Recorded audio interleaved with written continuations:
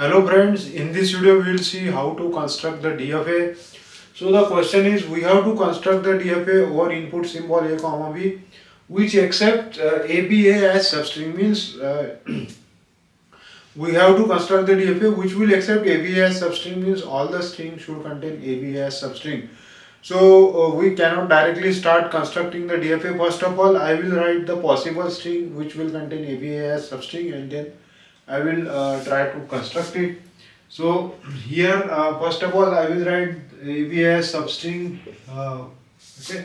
So first value is ABA, then string can start with B, ABA, then string can end with AB, AB, then ABA, BB, then double A, ABA, then BAB, ABA, then B, A, B, A, B, A, B, B, and so on. So these are the possible values, and using this value we will try to construct the DFA.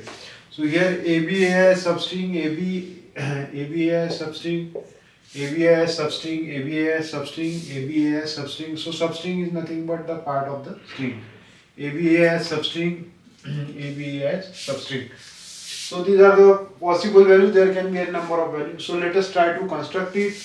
So in earlier videos also I told you whenever you got the problem like construction of substring, construction of DFA over substring.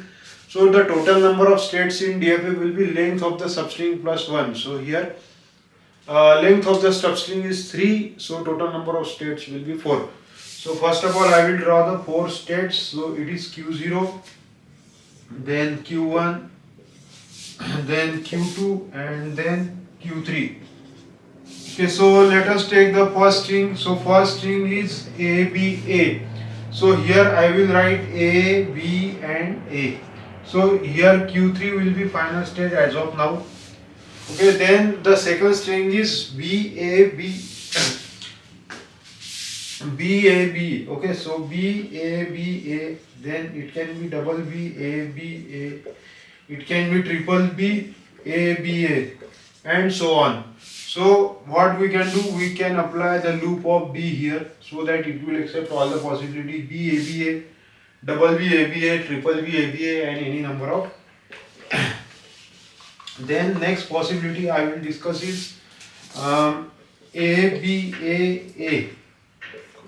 ABA double A, then ABA triple A. So how to tackle it? So ABA and then it contain any number of A's. So I will apply the loop of A here on the state Q3.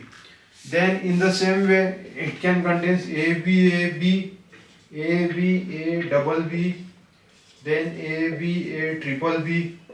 So it is ending with any number of B. So again we have to apply the loop of B here. So it will satisfy all the possibilities.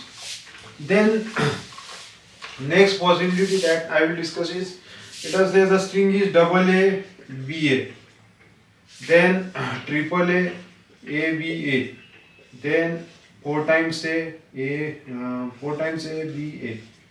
So A BA. So here what we have to do, there is 1A, 2A, 3A, any number of A. So I will apply the loop of A here. So it will accept all the possibility ABA. Since it is DFA, so we have to apply, there will be only one transition for one input symbol, ABA, double ABA, triple ABA. Then next possibility is, let us say AB B A B A, then A B A triple B, A B A. So what we have to do in this case, I will write here because their transition will be required.